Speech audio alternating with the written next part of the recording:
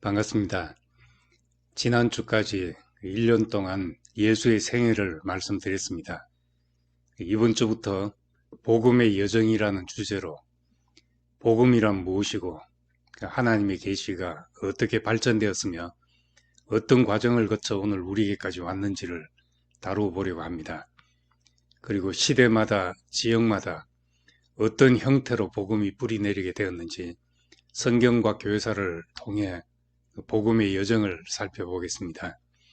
사도행전 2장에 교회의 시작에 관하여 기록되어 있습니다. 오순절이 되어서 그들은 모두 한 곳에 모였다. 그때 갑자기 세찬 바람이 부는 듯한 소리가 하늘에서 나더니 그들이 앉아있는 온 집안을 가득 채웠다. 그리고 그들에게 불길이 솟아오르는 것과 같은 혀들이 갈래갈래 갈라지면서 나타나더니 각 사람 위에 내려앉았다. 그들은 모두 성령으로 충만해서 성령이 시키는 대로 각각 다른 방언으로 말하기를 시작하였다. 오순절 성령의 역사가 시작되면서 예수께서 말씀하신 땅에서 이루어지는 하나님의 나라가 교회라는 형태로 자라나게 되었습니다. 사도행전에 나오는 초대교회의 그 신비한 체험을 지금 이 시대에 어떻게 설명할 수 있겠습니까? 시편 34편에 너희는 하나님의 선하심을 맛보아 깨달으라는 말씀이 있습니다.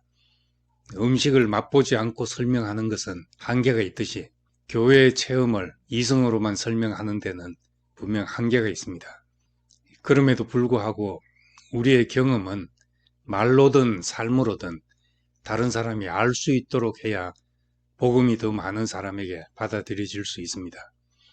성령은 예수를 알게 하는 영이고 하나님이 하시는 일을 사람이 알게 하는 영이기 때문입니다. 사람이 모두 경험할 수 있고 이해할 수 있는 복음의 사건이 무엇입니까? 첫 번째로 성령이 임하심으로 제자들이 방언을 하게 되었습니다. 요즘 은사를 체험한 사람들이 하는 방언은 고린도 교회에서 경험한 방언처럼 다른 사람이 못 알아듣는 말이지만 사도행전에서 제자들이 경험한 방언은 수백 년 각 나라에 흩어져 살던 유대인들이 모두 알아들을 수 있었던 말입니다. 이것은 우리에게 소통이 끊겨졌던 바벨탑의 저주가 끝났음을 말해줍니다. 선악과를 먹고 동산에서 쫓겨났고 네피림이 되려 하다가 노아의 홍수를 경험했고 바벨탑을 쌓다가 온 세상의 언어가 혼란하게 되었다는 것이 인간 타락의 역사입니다. 말이 통하지 않게 되었다는 말입니다. 함께 살면서 말이 통하지 않으면 오해와 다툼과 분열이 생깁니다. 분열은 말이 통하지 않아 생기는 것이고 말이 안 통하는 것은 바벨탑으로부터 비롯되었다고 말합니다. 높이 올라서 우리의 이름을 날리고 흩어지지 않도록 하자 했지만 높이 오를수록 뭉치려 할수록 분열되어 결국 사람들을 하나로 만날 수 없게 만들었습니다. 만나면 만나는 족족 다 갈라지게 된 것입니다. 말이 통하지 않으면 두 사람도 하나 되기 힘듭니다. 사람은 누구나 나와 다른 것에 대해 벽을 쌓고 경계하는 본성이 있습니다.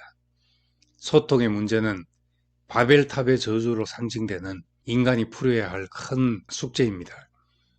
그런데 제자들이 하는 방언을 각 나라에서 온 사람들이 알아들었습니다. 그래서 유대인과 이방인이라는 그 당시로는 엄청난 장벽이 허물어졌습니다. 혈통이나 문화, 어떤 사상으로도 만날 수 없었던 사람들이 말이 통하게 되고 한 몸이라는 의식을 가지게 되었습니다. 중간에 막힌 담을 자기 육체로 허시고 원수된 것을 십자가로 소멸하시고 유대인과 이방인 이 둘로 한 세 사람을 창조해 화평을 이루게 하셨다고 했습니다. 그래서 모든 사람이 만나졌고 모든 물건이 통용되고 마음을 같이 모였다고 증거하고 있습니다. 실제로 초기 3세기 동안 그리스도인들은 로마가 닦은 길을 가면서 예수가 하나님의 아들과 구원자라는 하나의 정체성을 가지고 한 형제와 가족으로 인식했다고 합니다. 복음은 만유를 포함하는 힘이 있어서 인종과 문화와 사상을 넘어서 모든 사람에게 전파될 수 있었습니다. 이것을 혼합성이라는 부정적 시각으로 보는 사람도 있지만 본질이 변한 것이 아니라면 포용성으로 보는 것이 타당합니다. 또한 복음에는 유연함이 있습니다. 바울이 십자가 외에 알지 않기로 했다고 말하면서 유대인에게는 유대인의 모양으로, 이방인에게는 이방인의 모양으로 복음을 전했습니다.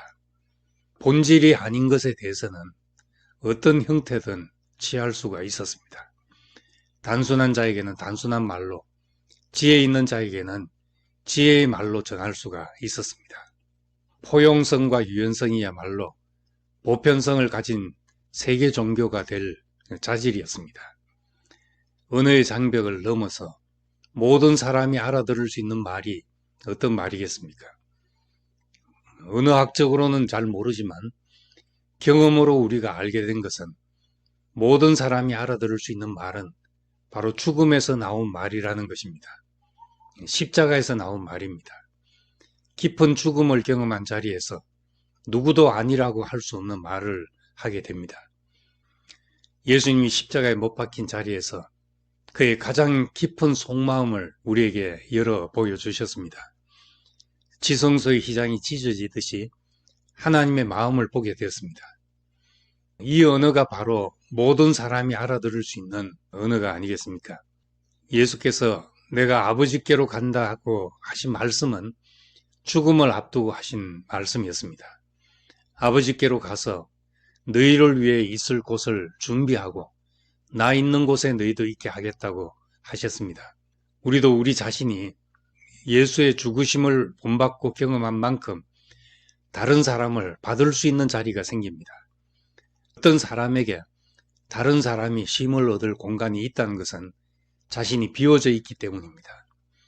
복음의 결과는 우리가 함께 살 수 있는 사람이 된 것입니다. 관계 속에서 좋은 것이 발생할 수도 있고 독이 발생할 수도 있습니다. 함께 관계하며 발생하는 모든 좋은 것들이 성경에서는 성령의 열매라고 말합니다.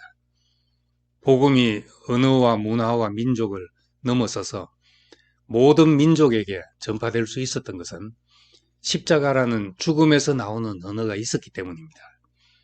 바울은 복음을 전하면서 내가 가르치거나 전도할 때 지혜의 설득력 있는 말로 하지 않고 성령님의 능력으로 한 것은 여러분의 믿음이 사람의 지혜에 의존하지 않고 하나님의 능력에 의존하도록 하기 위해서였다라고 했습니다.